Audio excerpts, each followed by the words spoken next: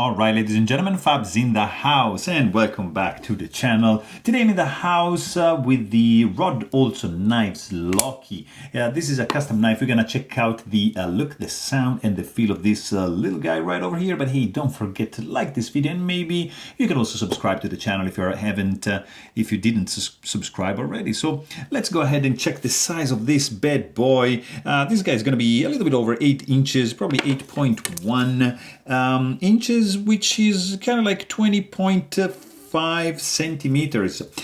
Blade length is going to be cutting edge. Let's say it's going to be 3 inches, which are going to be equivalent to 7.5 centimeters. And the handle is going to be like 4.6 inches, which that's going to correspond to 11.5 centimeters. And let's quickly check this guy out up against some pretty popular options. Here you have, for example, Ontario Red number 1 and Ontario Red number 2. And look at that, boom, right in the middle. And that's one. And then you got Benchmade bug out right over here. And then you got the Benchmade mini bug out. And you're going to notice suddenly that this guy is bigger than both, because the bug outs are not though that big. But if you check like the Spyderco Paramilitary 2, you're gonna see that this Spyderco boy is of course bigger than that, but not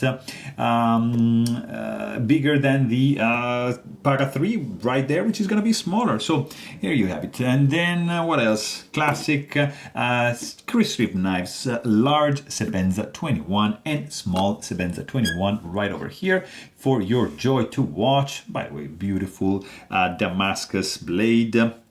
But I would say, yeah, a little bit smaller than the large Sebenza 21, but definitely bigger than the small. Here you got some big boy. This is the Custom Knife Factory Snafu 2.0, which of course is going to be bigger. And here you have the Arius Koenig Knives Style 55, which you can see both are bigger boys than this Olson. Let me show you just another couple options. From Russia, you got Shikogorov Custom Division F95 Antique and Neon NL, also custom division up there. And because we are in Canada, let me show you just another couple custom Canadian. You've got Lambert Rain up there, and here you've got Small Nirvana by Peter Ascenti. And you know, because yeah, we have it in the house, check it out. This is the large Nirvana, so you have a pretty cool Canadian bunch of customs right over here. And this is the Rod Olson Knives Loki. It is a button lock made in Canada. It had a price of I think around $600-700 US. I don't remember.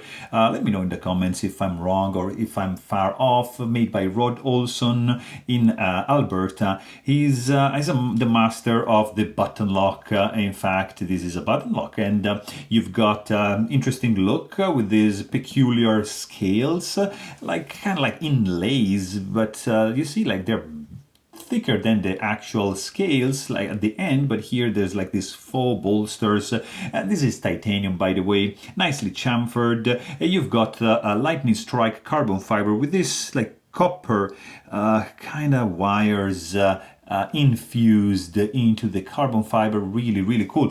It actually reminds me this kind of lightning strike carbon fiber. Here you have some dots as well as the silver wires. And here you've got the copper wires, and it looks pretty good and shines, and it's very nice to look at. And you can see here on the side the pretty good job that he did in having this absolutely flush. Then of course you've got titanium scales over here, nice chamfers going on, creating these 3 steps on this side of the handle, which is going to create some nice extra grip to it. And then, of course, you've got there's no internal skeletonization, by the way. That's going to reflect a little bit in the, it's going to reflect in the weight, of course. In fact, you see like that, they're pretty thick slabs right over here. You've got one long, like, finger groove right over here. And then you got this flipper tab, which is probably my main gripe on this knife. We're going to check it in a second. And then you have a couple of standoffs over here to create a very rigid structure for sure. You have the blade, which is pretty centered, maybe like favoring a little bit show side, just a tad, but the tip is safely recessed and safely buried deep down in the scale, so nothing to worry about. Lanyard hole option is going to be right over there, so you're going to be pretty good to go for that. And then you've got, the flipper tab. So that's probably my main gripe on this guy, because there's no jimping. It's angled upward. So you're going to have to, basically to deploy the blade, you're going to have to push down this wall. You cannot do push button in any ways. You only have to do a light switch like that. So it's going to be something like this.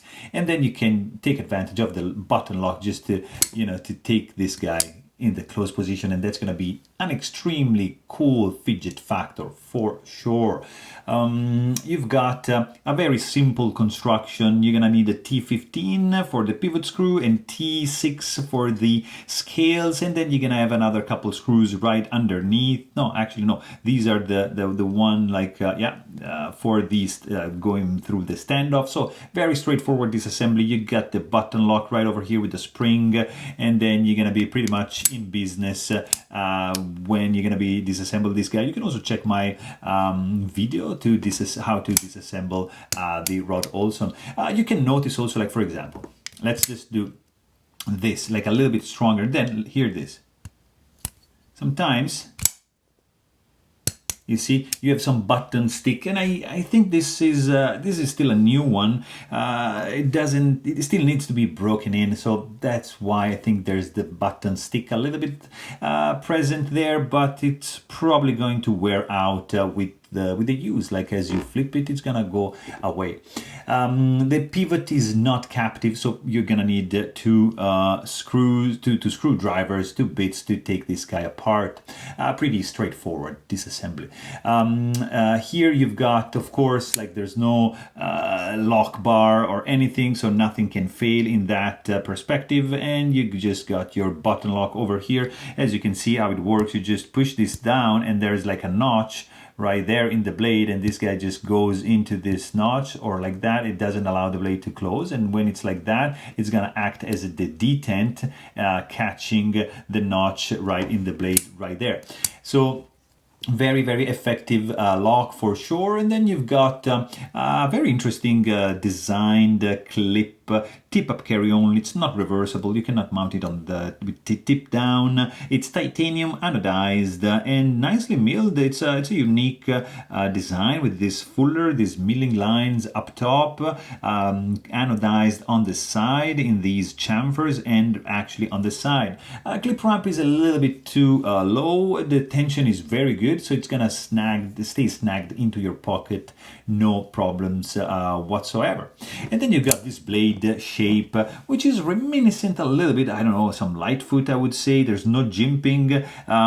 There is a little bit of chamfering going on, but then from here you start seeing the swedge developing, and then turning into harpoon, and then meeting the tip of this blade. And look at this almost circular belly, and then goes like into a recurve up to the sharpening choil right over here.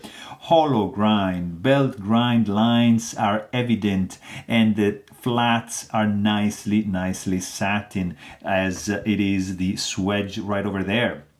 You have a full finger choil, like really a lot of real estate here for your forward grip. You can even do something like that. Look at this. You can choke it up like big time and take advantage here of the harpoon like that, and that's gonna be fantastic to hold like that.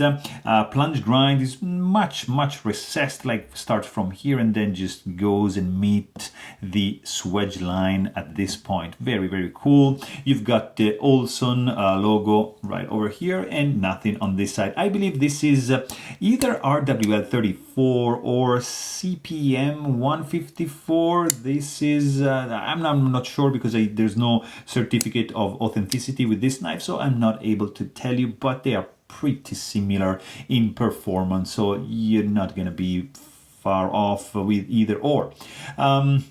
And then you've got there's no jimping, you know, over there. And then you have this area over here. So usually here it tends like to create like some sort of finger guard. But in this case, you see you have the flipper tab going down. So that's probably not the best.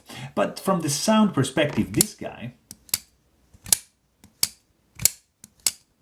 has a nice and dry sound. Like when you close it, I love it. When you open it, it's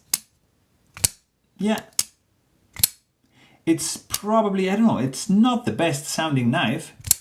It's kind of like, there's no percussion, it's not resounding, but when you close it, I really like the clink, the dry clink that it's doing, hitting the stop pin on the inside for sure. And also, like if you check the weight on this guy, you're gonna notice that the lack of internal skeletonization reflects on the overall weight, because this is gonna be, I think, less than 5 ounces. It's gonna be 4.85 ounces, so not too shabby, but still you can feel in the pocket, you're gonna feel it. In the hand, there's not really any hot spots. I mean, here I can feel the lack of internal chamfering here, so that would have benefited a little bit, but it's just a little bit sharp on this side. It's not like super comfy, but nothing too crazy, no really sharp edges. You have a little bit of, you don't have any finger soreness when you release the button lock, because it's just like a button like that, so it's pretty easy to disengage, or you can even take advantage of the button to just deploy the blade like that, and that's gonna transform this knife into a fidget toy, because it's just so good to play with this, just with the button, like kind of like you would do with a Benchmade, you know, with the axis lock.